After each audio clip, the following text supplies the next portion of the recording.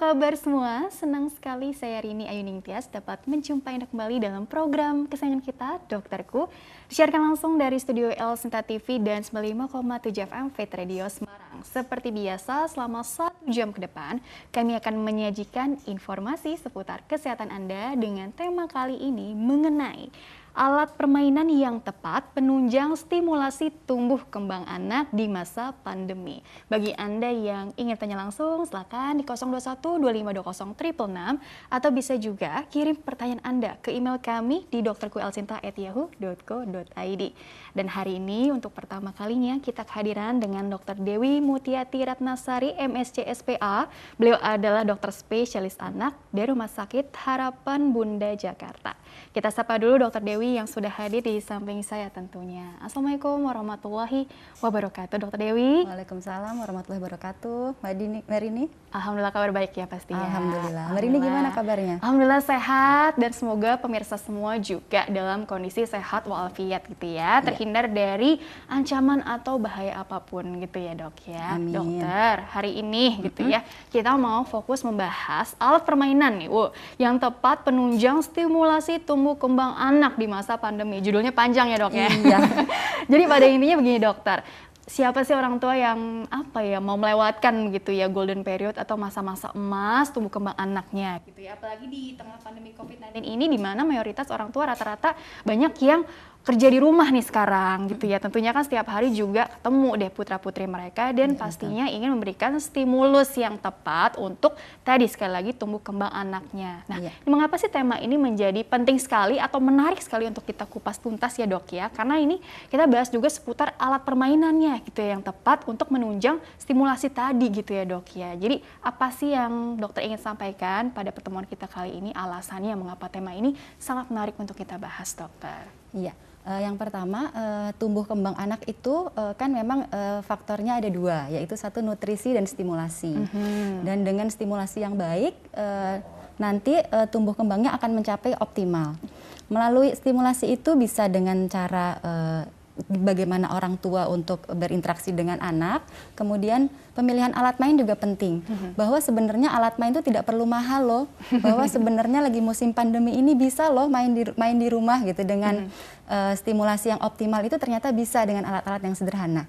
Seperti itu Mbak. Jadi memang kalau dipikir-pikir ya kita bicara tumbuh kembang, tadi kan yang mensupport tuh apa sih selain nutrisi dan stimulus tadi ya. Jadi stimulus ini diartikan yang kita bahas sekarang adalah tadi alat permainan gitu ya dok ya, betul. Bahwa bermain tuh tidak harus yang butuhkan materi yang besar, bisa hal-hal yang simple yang bisa dilakukan.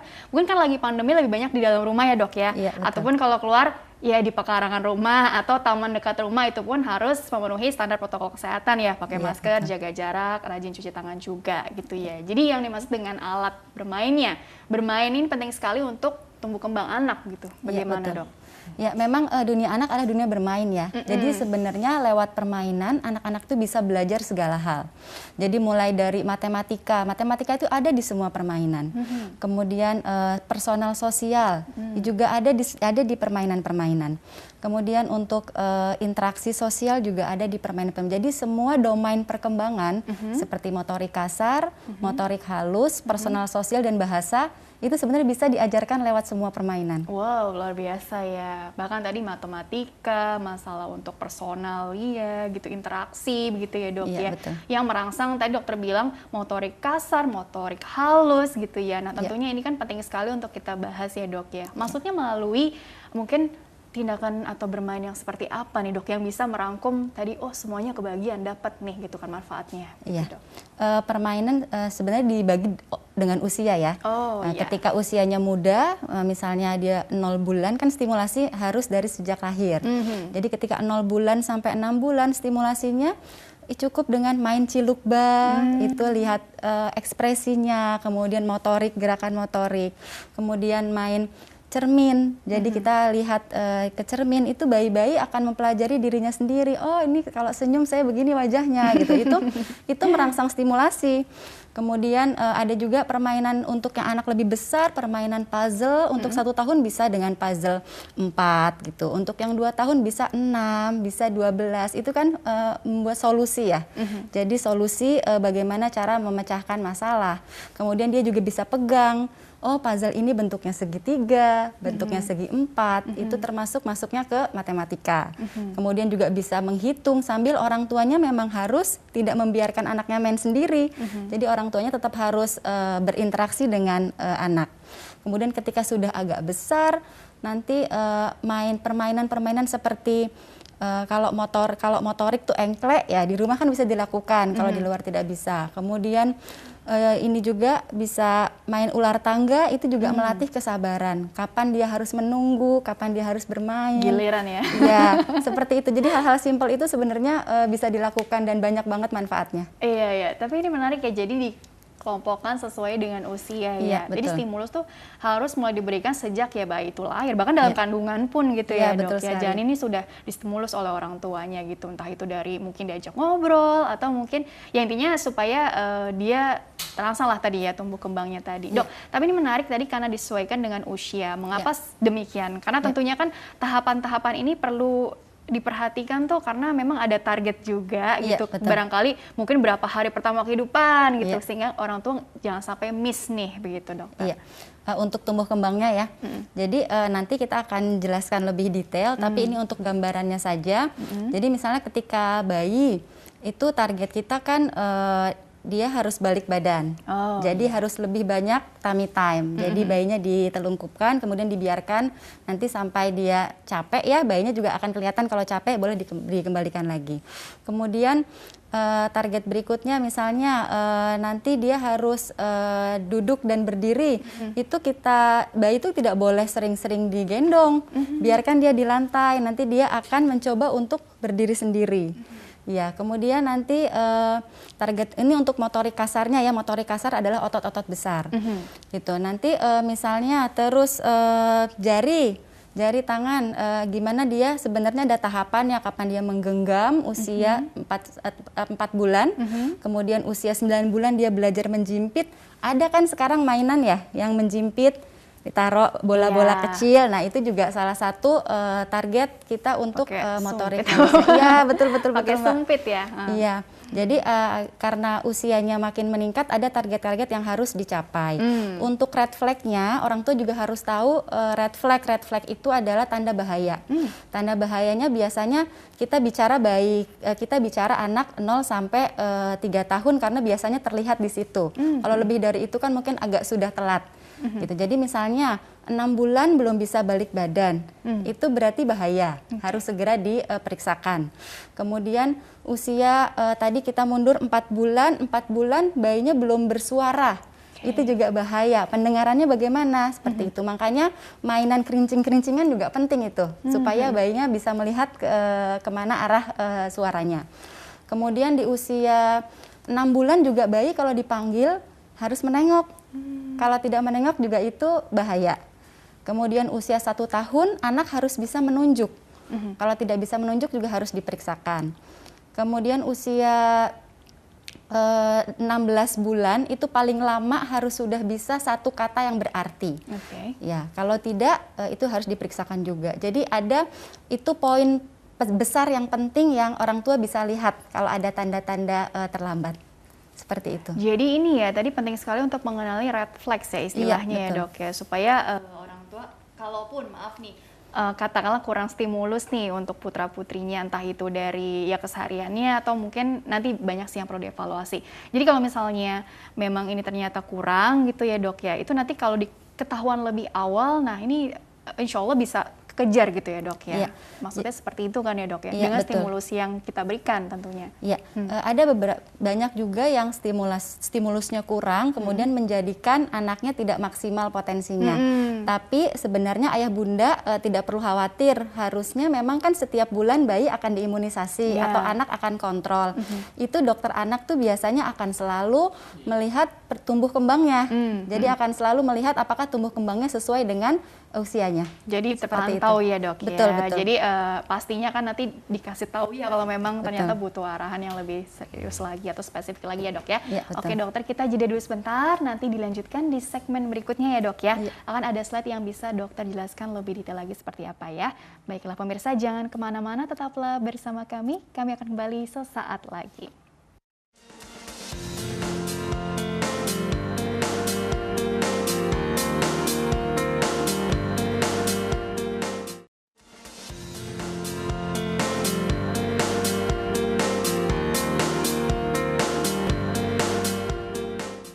Ya pemirsa, terima kasih Anda masih bersama kami di program Dokterku, masih membahas mengenai alat permainan yang tepat penunjang stimulasi tumbuh kembang anak di masa pandemi. Bagi Anda yang ingin tanya langsung, silakan di 021 2520 666 atau bisa juga kirim pertanyaan Anda melalui email kami di dokterkuelsinta@yahoo.co.id. Masih dengan Dr. Dewi Mutiati Ratnasari, MSc SPA, dokter spesialis anak di Rumah Sakit Harapan Bunda Jakarta. Dan dokter, dilanjutkan kembali ya. Untuk lebih kita semua ya punya kesempatan juga nih untuk belajar banyak mengenai stimulus yang diperlukan gitu ya untuk tumbuh kembang anak. Ini ada slide yang sudah dokter persiapkan tentunya ya. Coba slide-nya satu persatu mohon ditampilkan. Jadi ini judulnya dok ya, alat mainan yang tepat penunjang stimulasi. Next. Oke, silakan dokter. Ini slide pertama berbicara tentang apa ya? Ya, slide pertama adalah bicara tentang anak harus tumbuh dan berkembang secara optimal. Jadi tidak hanya tumbuh saja, tapi harus berkembang secara optimal. Baik, optimal ya dok ya. Iya. Oke, next slide please. Nah, ini arti dari pertumbuhan dan perkembangan, bahwa pertumbuhan adalah bertambahnya ukuran, yaitu berat badan, panjang badan, dan lingkar kepala. Dan harus dituliskan dalam grafik pertumbuhan untuk tahu per bulannya apakah baik atau tidak. Kemudian untuk perkembangan adalah bertambahnya kemampuan, seperti tadi, motorik kasar, halus, kemudian personal sosial dan bahasa. Oke, makanya ada yang bilang gini ya dok ya, pertumbuhan itu kuantitasnya lah ya bisa Ya, diukur. betul. Tadi ya misalnya berat badannya, panjang badan, atau tinggi badan maksudnya ya, lingkar kepala. Tapi kalau untuk perkembangan kita bicara kualitas, apakah si anak ini kemampuannya bertambah. Nah, pertanyaan selanjutnya nih, kemampuan apa nih yang bisa kita gali nih? Coba slide berikutnya lagi. Ya, ini tadi yang bisa kita lihat mengenai perkembangan pada anak. Motorik kasar itu adalah otot-otot besar. Untuk motorik halus itu jari-jari. Kemudian personal sosial itu bagaimana berinteraksi dengan orang lain. Dan bahasa itu kemampuan kita berbahasa. Betul. Coba slide berikutnya lagi. Ini rinciannya dok ya, motorik kasar tuh ya. Betul-betul. Ini secara garis besar yang paling penting adalah tengkurap. Jadi tengkurap itu pada bayi bisa dimulai di usia 3 bulan, itu paling bahaya kalau belum bisa tengkurap di usia 6 bulan, itu bahaya. Kemudian nanti dia akan mulai duduk di usia 5-8 bulan, kemudian akan mencoba untuk berdiri di usia 10-14 bulan dan mulai beberapa langkah. Kemudian usia 14-20 bulan nanti dia sudah latihan naik turun tangga tuh, makanya kalau ada anak ingin naik turun tangga itu ini aja ibunya dampingin dampingin, jangan lelah. Itu salah satu latihan untuk motorik kasar kakinya. Kemudian nanti akan 2 tahun akan mengayuh sepeda dan 3 tahun akan mencoba berdiri dengan satu kaki. Red flag yang bisa kita lihat di tengkurap tadi ya sama berdiri. Jadi berdiri itu bisa kita tunggu sampai 16 bulan. Ya. 1 tahun 4 bulan ya? 1 tahun 4 bulan. Kurang lebih seperti itu ya. Coba slide berikutnya lagi, motorik halus yang ini. Untuk motorik halus kan bayi itu biasanya latihan menggenggam. Menggenggam di usia 2-4 bulan. Yang jadi red flag adalah ketika 4 bulan kita lihat bayi menggenggam terus, nggak mau buka tangan. Itu juga bahaya. Itu terlalu, ototnya terlalu bisa, apa ya bahasanya ya, kontraksi gitu, itu juga ada kelainan harus diperiksakan. Jadi 4 bulan tidak melepaskan genggaman, menggenggam terus tangannya, itu adalah tanda bahaya.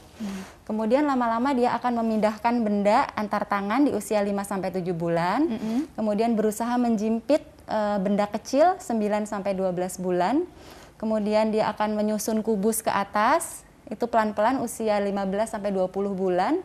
Kemudian di usia 18 bulan itu 1,5 tahun ya, sampai 2 tahun nanti dia bisa membuat garis vertikal. Kemudian di usia 2 tahun akan mencoba mencontoh lingkaran. Jadi lingkaran dulu, baru nanti segi 4 umur 4 tahunan. Oh gitu ya tahapannya. Coba slide berikutnya lagi ya. Nah, kemampuan bahasa gitu ya dok ya? Iya, kemampuan bahasa kita mulai di usia 1,5 bulan sampai 3 bulan biasanya mengoceh. Mengocehnya belum pakai konsonan ya, jadi masih au. Kemudian nanti umur 6 bulan baru nanti mengoceh yang baba-baba, tata-tata gitu. Jika 6 bulan belum ada suara seperti tadi, berarti itu adalah tanda bahaya. Ya, kemudian di sini 9 bulan sampai 1 tahun bicara mama papa yang tidak spesifik. Jadi mama-mama, papa-papa tapi bukan ke ayah bundanya. Okay. Untuk 1 tahun sampai 2 tahun itu mulai bisa bicara mama papanya spesifik, kemudian mulai dari 1 kata umur 1 tahun, kemudian nanti bertambah 3 kata, 6 kata, nanti akan tercapai 2 tahun itu lebih dari 50 kata, bahkan ada anak-anak yang sudah bisa 300 kata sudah bisa. Ya, jadi di sini red flag-nya tadi mengoceh 6 bulan, kalau belum harus diperiksakan.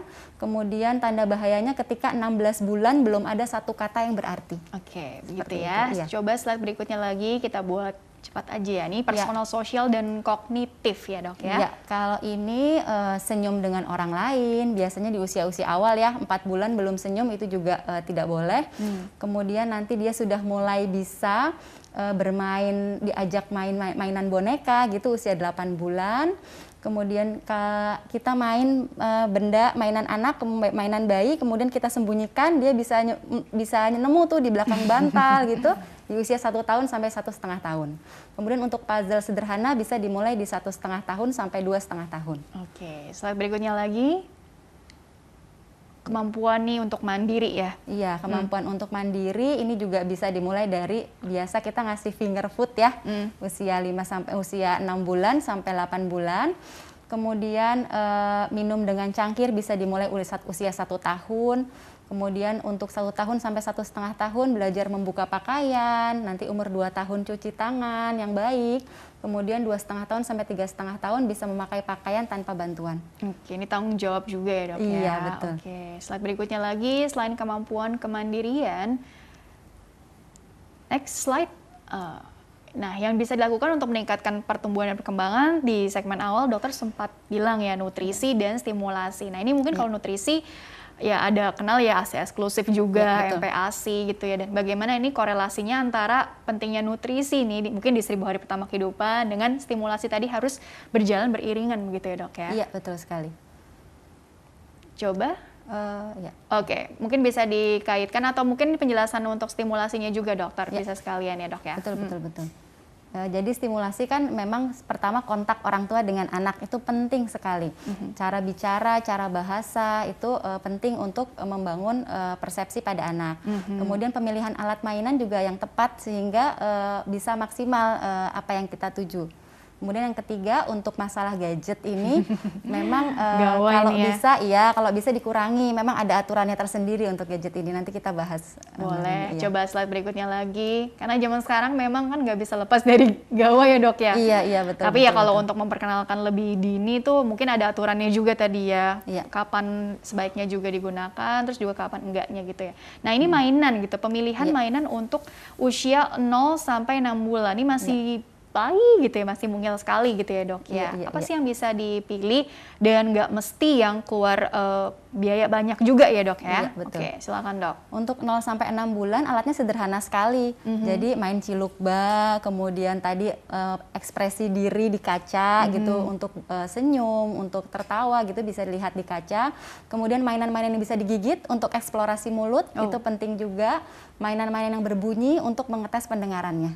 Seperti itu. Jadi sekalian tadi mau cari tahu juga apakah indera pendengarannya gitu ya, itu juga berfungsi dengan baik atau tidak gitu ya dari stimulus yang diberikan tadi ya, Dok ya. Apakah tadi menoleh atau tahu sumber bunyinya itu di mana gitu ya, Dok? Iya, betul. Walaupun sebenarnya bayi baru lahir sekarang sudah harus screening pendengaran ya. Betul, ada screening pendengaran sejak baru lahir ya, Dok ya? Iya, betul. Oke, coba slide berikutnya lagi. Nah, ini naik tingkat nih usia 7 sampai 1 tahun lah ya, Dok ya. 7 bulan usia 7 bulan, 7 bulan sampai 1 tahun kan sudah mulai duduk-duduk mau berdiri. Itu mainan yang walker yang bisa buat berdiri, tapi bukan baby walker ya. Bukan baby walker udah dilarang, iya. Kemudian mainan-mainan yang berbunyi, kemudian dia mulai bisa mainan-mainan yang memecahkan masalah nih, seperti menaruh bola-bola di tempatnya. Itu juga bisa digunakan. Begitu. Ada slide lagi berikutnya. Jadi ini melatih problem solving sejak dini sekali tadi ya, Dok ya. Iya, betul.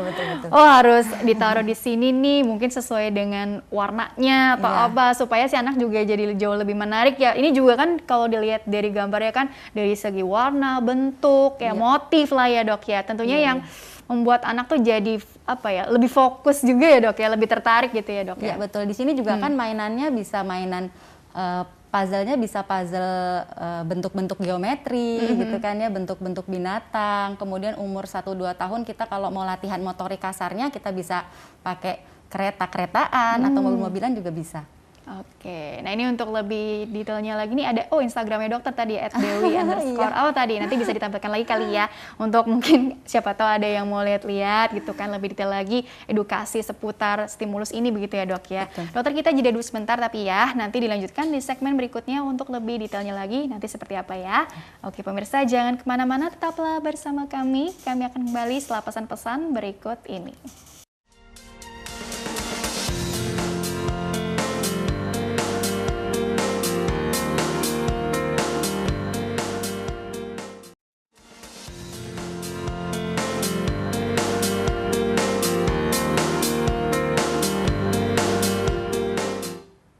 Ya pemirsa, terima kasih Anda masih bersama kami di program Dokterku. Masih bersama dengan Dr. Dewi Mutiati Ratnasari, MSc SPA. Beliau adalah dokter spesialis anak di Rumah Sakit Harapan Bunda Jakarta. Masih membahas mengenai alat permainan yang tepat penunjang stimulasi tumbuh kembang anak di masa pandemi. Bagi Anda yang ingin tanya silakan di 021-2520-666 atau kirim pertanyaan Anda melalui email kami di dokterku@yahoo.co.id.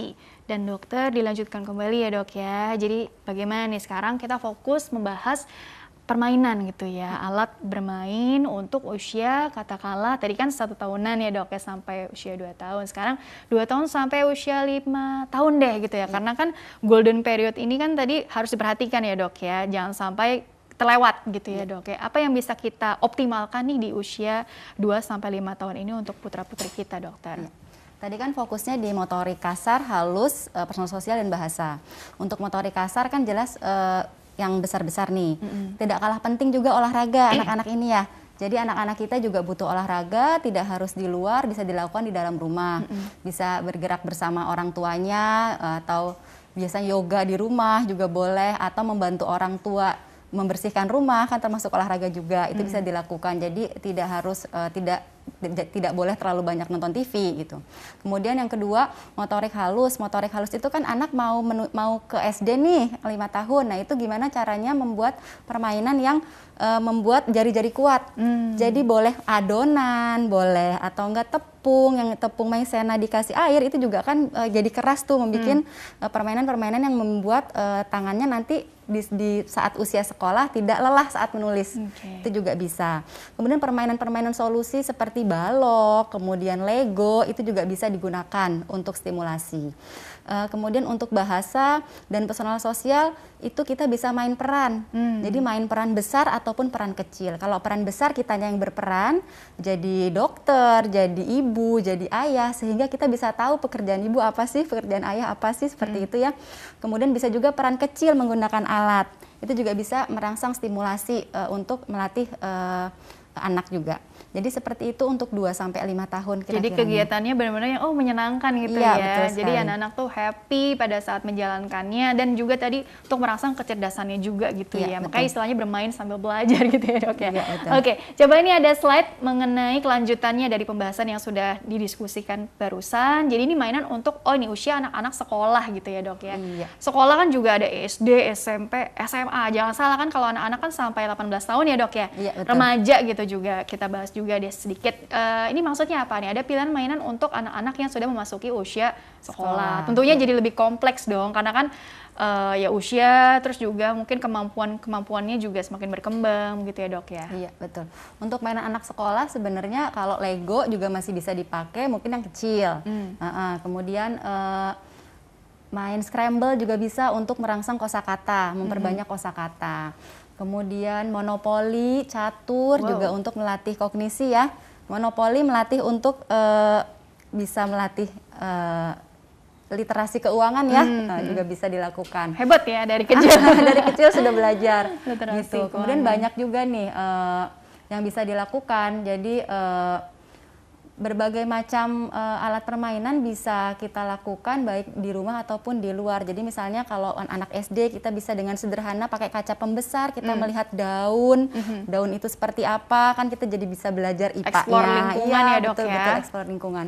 Jadi banyak alat-alat di rumah yang bisa dipakai. Iya, ini permainan tradisional tuh ya, congklak lah, bola bekel, ini jangan dilupakan juga ya, justru itu kan yang penting sekali juga ya untuk tadi memberikan pengetahuan juga, keterampilan-keterampilan juga, belajar apa ya, teamwork juga ya dok ya, ini kan soalnya kan bermainnya juga kan kadang nggak sendirian tapi juga sama teman sebayanya gitu ya dok ya, belajar gantian segala macam. Oke, coba slide berikutnya lagi. Belajar dari rumah mungkin terasa sulit, namun pasti dapat dilakukan. Tantangannya nih dok itu, karena mungkin gak semua orang tua punya apa ya dok ya, keterampilan nih untuk tadi mendampingi putra putrinya nih di tengah pandemi ini dok, untuk mengasah atau memberikan stimulus tadi. Jadi bagaimana solusinya juga kali ya, saran-sarannya juga gitu ya dok ya. Memang harus ada yang mendampingi di rumah, baik misalnya orang tua atau mbaknya atau neneknya, itu boleh. Kemudian tadi saya lupa mbak, jadi ada satu, membaca juga, kebiasaan membaca itu penting sekali ya. Jadi pagi boleh atau sebelum tidur juga boleh. Jadi kemampuan membaca juga harus dilatih dari kecil. Jadi didongengin gitu ya dok ya. Betul. Oke, jangan diberikan mainan gawai aja gitu ya. Betul. Tapi stimulus langsung dari orang tuanya, biar dia juga belajar emosi orang tua dari wajahnya, dari ekspresinya, dari gerak bibirnya gitu ya dok ya. Macam-macam ya dok ya. Oke, slide selanjutnya lagi. Kapan anak siap dengan media sosial ya? Iya, kapan ya dok ya? Karena kan anak zaman sekarang baru lahir aja udah di sekitarnya nih udah serba internet gitu ya dok ya, alat-alat sudah serba canggih gitu ya. Jadi bagaimana juga supaya tidak ketinggalan zaman, tapi juga terlampau dini kan khawatirnya nanti jadi kecanduan atau apa, kan bahaya juga. Jadi bagaimana dokter maksudnya nih? Ini kapan anak siap dengan sosial media itu nanti ada di sekitar next slide 2 lagi aja kali ya. Coba slide lagi ya. Satu lagi mas. Coba slide berikutnya lagi ya. Ya, jadi sebenarnya dari AAP itu sudah ada, dari American Association of Pediatrics dari Amerika itu sudah ada aturan screen time, yaitu di bawah 18 bulan anak-anak sama sekali tidak boleh screen time kecuali video call dengan keluarga atau orang tua. Kemudian setelah 2 tahun sampai 5 tahun anak-anak boleh 1 jam per hari, itu pun yang berkualitas dan didampingi orang tua.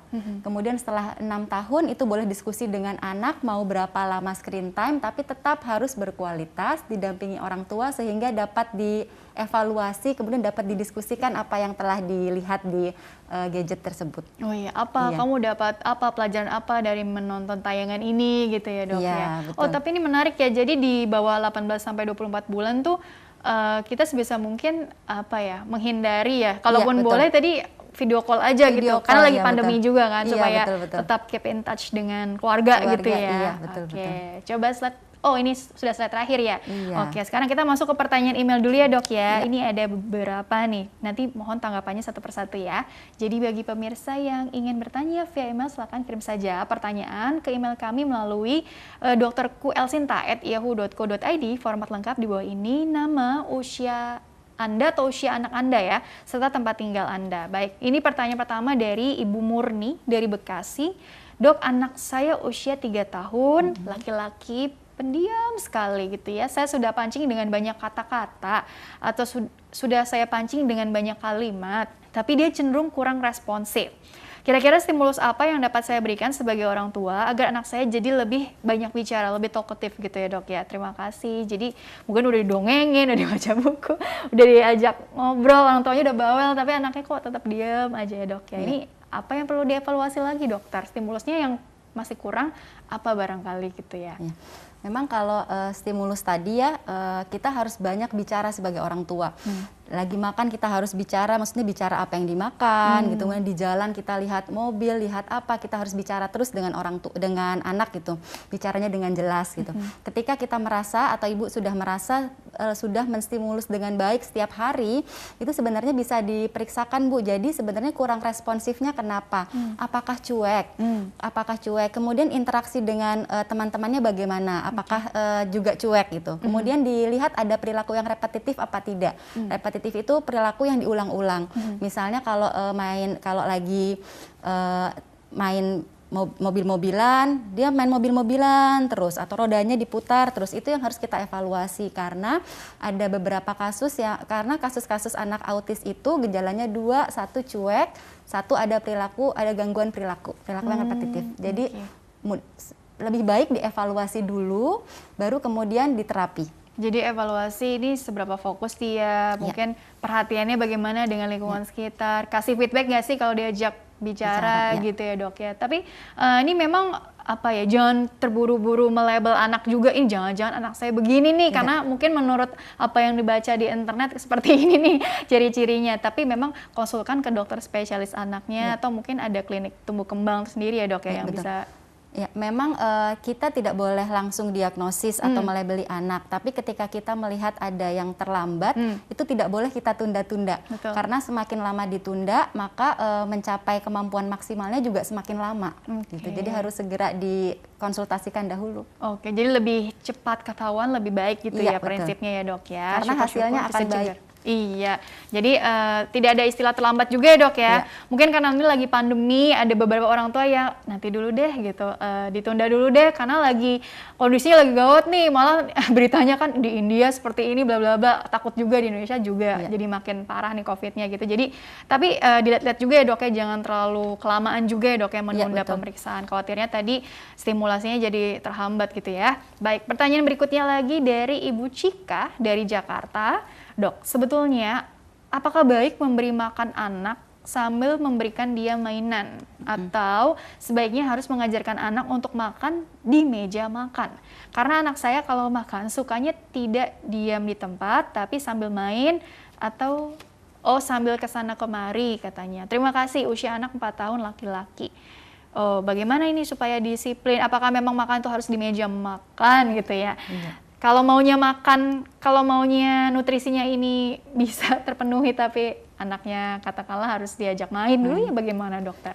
Sebenarnya stimulasi kan gimana cara orang tua berinteraksi. Makan itu stimulasi juga. Makan itu adalah sebuah pekerjaan. Jadi ketika makan memang harus stimulasinya stimulasi makan, ngobrol tentang makanan boleh, bercerita boleh, tapi tidak bermain. Kalau bermain atau nonton itu namanya dia tidak sadar kalau dia makan. Jadi pekerjaan makanannya jadi tidak tuntas. Ada yang namanya feeding rule, nanti ibu boleh baca mungkin lebih jelas. Di sana ada yang aturan makan, memang setelah duduk di meja tidak ada distraksi seperti mainan atau gadget. Gitu ya, feeding rules gitu ya dok ya. Mungkin kalau untuk ini sekedar saran boleh dong dok gitu kan ya. Artinya untuk para orang tua nih kan kadang nggak terlalu notice juga ini umur sekian kemampuan apa yang harus sudah diperoleh anak saya, terus mungkin patokannya juga lagi ngobrol dengan sesama orang tua anaknya udah bisa ini, terus jadi banding-bandingin gitu ya dok ya. Tapi sebetulnya kalau kita bicara tumbuh kembang anak sesuai dengan mungkin grafik atau apa, mungkin rekomendasi dari IDAI sendiri juga bagaimana sih, ada aplikasi juga ya katanya ya dok ya, mungkin bisa disampaikan juga nih dokter. Ikatan Dokter Anak Indonesia sebenarnya punya aplikasi yang resmi buat membantu para ibu-ibu untuk melihat berat badan, panjang badan, lingkar kepala, dan tumbuh kembangnya. Itu di aplikasinya Primaku. Ibu, ayah, bunda bisa mendownloadnya secara gratis. Jadi itu sangat memudahkan para orang tua.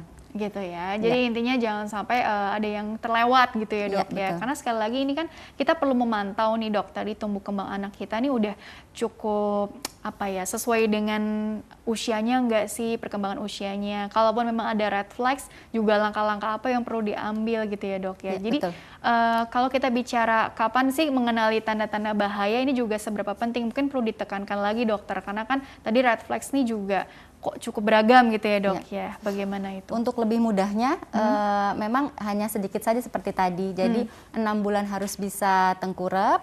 Kalau untuk bahasa 4 bulan harus sudah bersuara. Kemudian umur 16 bulan harus sudah ada satu kata yang berarti.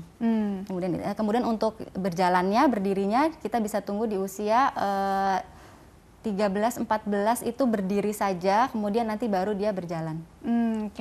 Nah sebenarnya begini dokter, kita juga perlu memberitahu juga ya, atau mungkin udah banyak yang tahu ya, tapi untuk sekedar refresh aja gitu ya dok ya, mengapa sih kita perlu memperhatikan tadi stimulus ini terutama di golden period gitu, karena apa sih gitu ya, perkembangan kognisinya si anak juga seperti apa, sehingga kok butuh banyak sekali tadi stimulus dengan mainan, stimulus langsung dari orang tua, atau mungkin perlu bantuan juga dari alat apa ya media visual gitu ya dok ya, visual audio segala macam ya, mungkin gawai juga bisa, tapi juga harus yang edukatif juga kali ya dok ya, dan pendampingan dari orang tua. Nah ini mungkin bagaimana dokter, karena penting sekali tadi melihat golden periodnya juga. Ya, ketika bayi lahir dan sudah di screening pendengaran dan tiroidnya baik, kan harapannya adalah tumbuh kembangnya sesuai. Iya, nah itu tadi stimulasi sangat penting karena kan syaraf bayi atau syaraf anak itu sedang berkembang. Betul. Saraf-sarafnya sedang bersambungan. Ketika tidak dikasih nutrisi yang baik dan stimulasi yang baik, sambungannya tidak begitu banyak. Jadi semakin banyak kita stimulasi, itu sambungannya akan semakin banyak, anaknya akan semakin pintar. Tapi kalau misalnya kita punya anak digendong terus atau nggak pernah diajak bicara gitu, nanti sel-sel saraf di otaknya itu yang bersambungan hanya sedikit. Iya, jadi kemampuannya tidak akan optimal, betul. Iya, jadi tadi wah ini ternyata kaitannya ke tadi perkembangan kognisinya, kecerdasan si anaknya gitu ya. Jadi betul-betul diperhatikan sekali lagi stimulus yang diberikan. Oke dokter, kita jeda dulu sebentar. Nanti dilanjutkan di segmen terakhir sekaligus closing statement dari dokter ya. Oke, pemirsa jangan kemana-mana, tetaplah bersama kami. Kami akan kembali sesaat lagi.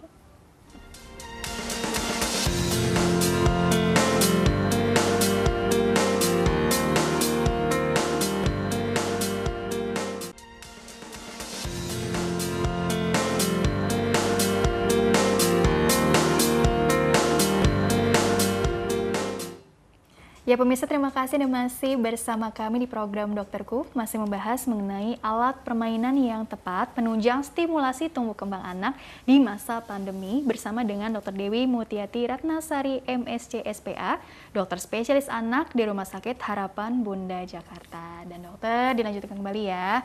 Jadi memang tadi kan penting sekali memberikan rangsangan stimulus untuk ini ya, supaya tumbuh kembang anak jadi optimal, terus kita bisa menciptakan insya Allah nih generasi masa depan calon penerus bangsa yang jauh lebih berkualitas, SDM-nya lebih berkualitas, amin. Nah, namun ternyata dalam perjalanannya ada aja kendala gitu ya dok ya, sehingga mungkin ketika para orang tua nih menemukan tanda-tanda gitu, kok seperti yang dokter sampaikan tadi, red flags, tentunya kan jangan berkecil hati ya. Apa yang langkah-langkah yang bisa diambil tentunya, mungkin kalau di Harapan Bunda sendiri juga ada pemeriksaan apa sih untuk screening sehingga nanti evaluasinya juga bagaimana agar optimal nih tumbuh kembang si anak kita ini. Ya, ketika ayah bunda menemukan ada keterlambatan anaknya, itu jangan segan-segan atau jangan ditunda-tunda untuk segera dibawa ke rumah sakit untuk diperiksakan. Jadi di rumah sakit kami di Harapan Bunda memang ada klinik tumbuh kembang. Jadi nanti ada tim khusus tumbuh kembang untuk ada fisioterapinya, ada dokter rehabilitasi mediknya. Itu nanti dengan dokter anaknya, kita sama-sama ada psikologi anaknya juga. Kita sama-sama untuk melihat ke arah mana dan butuh terapi apa. Jadi memang kasus dengan delay ini, keterlambatan ini unik, jadi kita tidak menunggu diagnosisnya. Jadi kita ketika melihat keterlambatan, kita terapi sambil diagnosisnya berjalan. Kita bisa cek pendengarannya, kemudian kita juga cek tiroidnya, karena tiroid itu adalah hormon pertumbuhan. Jadi hormon pertumbuhannya harus bagus. Dan itu ditangani khusus oleh ahli endokrinologi anak di rumah sakit kami. Itu juga ada. Jadi jangan takut, pokoknya kalau ada keterlambatan segera diperiksakan dulu. Nanti hasilnya insya Allah baik jika dibawanya cepat. Tapi memang dicari tahu juga ya, tadi ada masalah kesehatannya atau enggak, tadi betul. Hormonnya seimbang enggak, normal enggak, cukup enggak gitu ya dok ya. Kemudian ada masalah di organ-organnya enggak, kalau enggak berarti evaluasi stimulusnya seperti apa. Bahkan tadi di klinik tumbuh kembang itu lengkap ya timnya ya dok ya. Jadi tidak perlu khawatir, tidak perlu berkecil hati, dan mungkin juga pelajaran juga buat orang tua, tidak perlu lah ya membanding-bandingkan gitu ya dok ya. Tumbuh kembang anak kita dengan mungkin anak yang lain ya, karena itu kadang jadi apa ya, membawa kecemasan tersendiri juga dok gitu kan. Kok anak tetangga nih udah bisa ini, anak saya mungkin belum, dan memang agak delay nih gitu ya dok ya. Jadi mungkin seperti apa juga sih saran-saran juga dari dokter supaya orang tua juga tetap optimis tadi dalam tadi tumbuh kembang anaknya supaya optimal gitu ya. Karena kebanyakan anak-anak dengan keterlambatan yang tidak ada penyakit di otaknya ya, jadi hanya keterlambatan kurang stimulasi, itu kalau dibawanya kurang dari 2 tahun atau 3 tahun atau kapanpun boleh gitu, nanti lebih cepat ininya recovery-nya untuk mengejarnya lebih cepat karena Catch tidak up ada gitu karena tidak ada masalah otaknya ya. Amin, jadi ya. lebih cepat dibawa lebih baik. Jadi jangan khawatir, membandingkan dengan yang lain boleh, tapi nggak perlu khawatir juga. Tapi yang lucu gini Mbak, jadi kadang-kadang membandingkan dengan saudara sendiri ya. Memang boleh membandingkan. Mereka akan berbeda nih perkembangannya, tapi tidak boleh terlalu jauh perkembangannya berbeda. Misalnya berbeda 1 tahun gitu, itu memang nggak boleh juga. Jadi misalnya beda jalannya umur 1 tahun, 1 umur 2 tahun, itu juga kurang baik gitu. Iya, ini seperti itu ya. Jangan lupa juga asal-asi asuhnya ya dok ya. Tadi kan ada nutrisi, stimulus, mungkin juga imunisasi itu juga penting juga ya dok itu ya, penting untuk sekali. menunjang kecerdasannya juga, kekebalan tubuhnya segala macam ya. Oke dokter, karena waktunya juga terbatas, jadi kesimpulan yang bisa dokter sampaikan atau take home message-nya mengenai tema hari ini kepada kita semua, khususnya mungkin para orang tua ya yang sedang mengikuti program ini. Silakan dokter. Ya, jadi untuk kesehatan anak dan tumbuh kembang anak optimal itu butuh nutrisi, stimulasi yang cukup gitu, kemudian dengan pola asih asuh tadi yang baik. Ya. Baik dokter, terima kasih telah berbagi ilmunya di sini gitu ya. Sama-sama. Insya Allah membawa banyak manfaat ya dok ya, untuk orang banyak, sukses dan berkah selalu untuk dokter ya. Amin ya rabbal alamin. Terima kasih ayah bunda. Iya, terima kasih juga dokter ya. Dan pemirsa, terima kasih juga Anda telah mengikuti program ini. Saya Rini Ayuning Tias beserta seluruh kru yang bertugas mohon undur diri dari hadapan Anda. Sekian dan sampai jumpa.